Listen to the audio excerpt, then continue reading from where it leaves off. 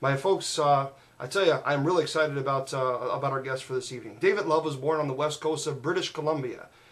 David Edgar Love now resides in Montreal area, and David formed the charitable organization in 1990 and was a director of Rehabilitation Center for Substance Abuse. He then completed a University of British Columbia real estate course and was employed as a realtor and submortgage broker for more than 6 years. David's life is fulfilled doing research on public safety, culture, disease, and illness, and strives to help persons with human rights and freedom issues. Of course, he's also an individual who was very involved in the Church of Scientology. My friends, it is our honor this evening to welcome our guest, David Love. David, are you on with us? Yes. How's the sound level? Sound level is fantastic. I want to thank you so much for being here with us. Oh, it's a pleasure. Thank you for inviting me. Yep, and of course, Bobby, we want to thank you for putting this together as well. It's my pleasure, James. I'm glad that David called in a few weeks back when we had another person on, and we're glad to have him on tonight, and I believe this is going to be a very enlightening show for a lot of people. Absolutely. Well, I tell you what, before, of course, we did a basic introduction, as you heard, and of course, I guess the very first question that we want to get right into is, can you tell us your background with the Church of Scientology and how you came to know the Church of Scientology and what you did? Okay, I knew very little about it when I was still on the West Coast.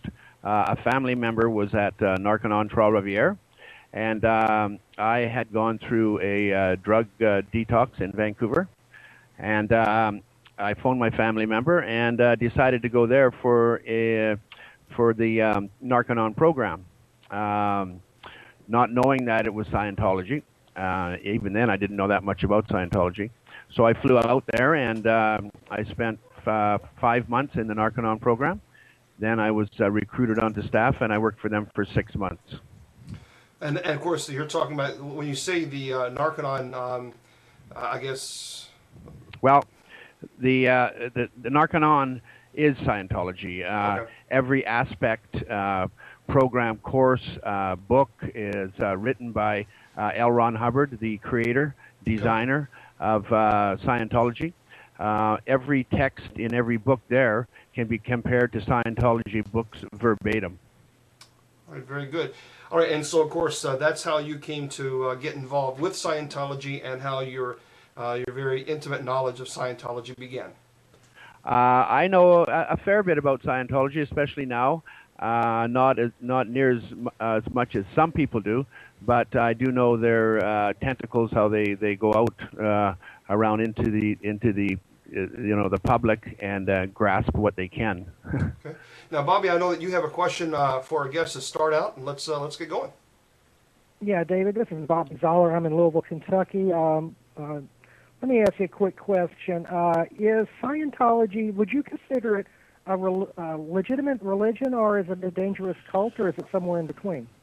My explanation of it would be a dangerous and destructive cult that is very extortive and through exploitation of the people that come in contact with it.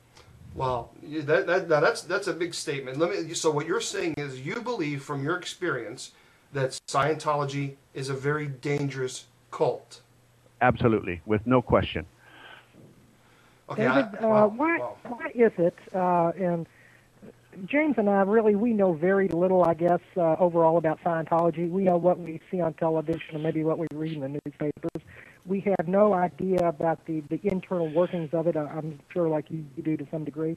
Why is it that the face of Scientology for the general public basically consists of Tom Cruise and various Hollywood celebrities, and the average person on the street today knows very little about Scientology other than there's a few, high-profile Hollywood actors and actresses that seem to be caught up in it. Why is that? I don't know the whole reason why, but you're right. The many people that I come in contact on a daily basis and talk to them about it, they know very little about it except for Tom Cruise and Travolta. They're out there, and when they speak, it's promoted very affluently in the media, and Scientology is big time on media. The thing that hit them really hard was the internet. They can still promote on the internet, but they've got a lot of resistance now, and it's starting to overcome them, I think. I think it's important to mention, first of all, the Narconon. Can you break it down for everybody who's listening? What exactly is Narconon? A Narconon is a detox, withdrawal, and rehabilitation center that was built and operated by. Actually, the big person, the Scientology had a lot to do with the creation of it, and it was done through the org and what's called OSA now, but it used to be called GO, the Guardian's Office. They pretty well oversaw it. But every part of the Narconon program is Scientology. All the executives are Scientologists, and many of the other staff are Scientologists. And all the therapies and treatments at Narconon are all Scientology religious doctrine therapies, every single one of them. And what exactly did you do at Narconon? What was your main primary responsibility? Oh, as an employee, I was a course room supervisor. Then I was a registrar, and then a graduate officer. Okay, so you had some obviously some very intricate details of this Narconon, which obviously makes you a very credible guest to speak about your experience. Yeah, I would say so, yes. Okay. Now, how many patients and staff actually existed in Narconon? And when we say Narconon, is it just one hospital? Is it one place? Or are there... They claim to have over 100 around the world. Nobody really knows the true number. It's hard to get any statistics that are accurate from Narconon International, including their success rate, which is false. And how many patients and staff do you really think exists in Narconon? Well, the Narconon in Trois-Rivières is one of their largest in the world. It can hold over 100 patients, and when I was there was, I think, about 80 patients and about 85 staff. Now, David, when you talk about staff, the staff personnel, were they Scientologists themselves, or were they actual doctors and nurses and therapists and so on? I mean, what consisted of the staff? That's a good question. Okay. The at Narconon, they're not called patients; they're called students. For some, it's a Scientology reason, but no, there is absolutely no qualified medical staff there whatsoever. The only doctor that a person sees is after they go through the detox withdrawal process, which can be 3 days to 12 days roughly. So you don't even see a doctor before you go there. So when you're in the withdrawal unit, there is no nurses, there is no qualified medical staff, there's no doctors, nothing. You don't see any medical doctor until after you get out. And it's not uncommon to see an ambulance take somebody away because they've had a seizure or whatever. Are these locations basically just recruitment centers then for future Scientologists? I mean, is that the point to the entire? Well, no, they're there namely for making a lot of money. Narconon made $15.8 million approximately in the years that it's been open in Quebec, and that was approximately 9 years. It brings in $23,000 a head, and the week that I was there, it brought in 7 people. Oh my gosh! Now, what does the program consist of? I know that you said drug rehab or whatever. Okay. What kind of program do they have? Okay, well, when you go through withdrawal, the only thing you do is Scientology training routines and Scientology therapy assists, where they run their fingers along your back and arms and touch you and stuff like that. And that's where the sexual abuses came into play with some of the ladies that I've received statements and letters from. And it's being investigated. But anyway, the whole program it's basically all Scientology doctrine from their books. The training routines consist of 2 people sitting across from each other in a chair, staring at each other with their eyes closed for up to 2 hours. You cannot move, twitch, wiggle at all, or the supervisor will flunk you. You have to start all over again. And then after you complete your 2 hours, you have to do it with your eyes open. Again, not twitching or moving or in any way, shape, or form, where you'll flunk you and you have to start over again. And this can carry on for hours, days, and days and days at a time, up till 7 o'clock at night. And then they have a process of commanding an ashtray to stand up off a chair. You pick it up with your hand. You say, "Ashtray, stand up." And then you say, "Thank you" to the ashtray. And then you say, "Sit back down on that chair." And you put the ashtray back down on the chair. And you can do that for hours, too.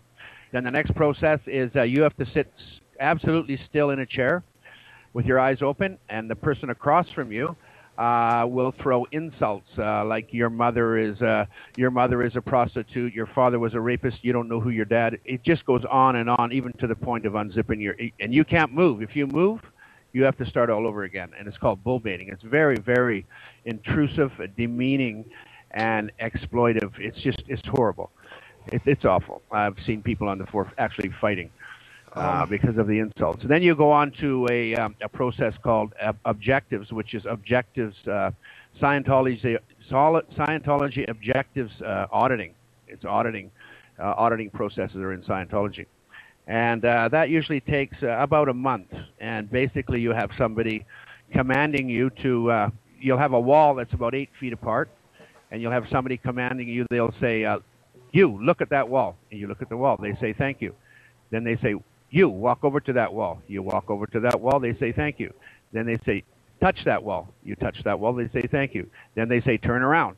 You turn around. They say, "Thank you." And you go back and forth and back and forth and back and forth. I did it for 7 days nonstop. And what they're trying to do, and then the last one in objectives is there's a bottle on a windowsill and a book on a table about 8 feet apart. And you're commanded to walk over, pick the bottle up, tell them what it weighs, tell them its color, put it back down, and you walk back and forth between the book. I did that for 3 days. Okay. And really, and what they're trying to do, it's called the cracking, soul cracking. And this is the most dangerous part of it, because like L. Ron Hubbard's son said, if you want to join Scientology or get into it and you want to have your soul cracked open and spilled upon the floor like Humpty Dumpty in a million pieces, that's the place to go. But if you want to stay in contact with your loving family and not commanded to disconnect from your family, then don't go there. Okay, now you wow. Okay, there's a lot that we have to digest here. A whole lot. Let me back up for just a moment. Soul cracking is very dangerous. They had a book at the Narconon, a Scientology book in the locked patient file cabinet, and they would open it up to see the definitions of, is the patient cracked yet? Okay? It's a very demonic thing, and it's very, very dangerous, and it affects people for a long, long, long time. When I left there, I was ended up in the hospital for 2 days, diagnosed with post-traumatic stress disorder. Then I had to go to a crisis center for 2 days to be programmed by professionals. Okay, all right. Let's all right, because there's a lot of listeners here who are thinking, "Woo," because there's so much that you have to digest. So let's back up for just a second, because we're going to touch base again on what you're believing or what you say the abuses are at Narconon. But first of all, I think before we jump into really heavy duty stuff, okay, can you tell us, what do Scientologists actually believe? Do they really believe in aliens and all this other stuff? I mean, is that their belief or no? Yes, absolutely. Now, it wasn't too many years ago that this wasn't out, and the people that first brought it out, OT3, or was it OT? Yeah, OT3 and up to OT8 was kept secret. I don't even know if Tom Cruise knows all about it, but called the Wall of Fire, and then you go up into the OT, operating Satan. Satan is is a spirit they believe in. Basically, they believe that a galactic leader brought billions of galactic people to Earth, dropped them off in volcanoes, and then blew them up with hydrogen bombs. And those spirits, Satans, now inhabit our bodies, and we have to be cleared of these, all the bad stuff. So we have an operating Satan that can help us to be clear and superpower human beings. Basically, it's pretty wild stuff.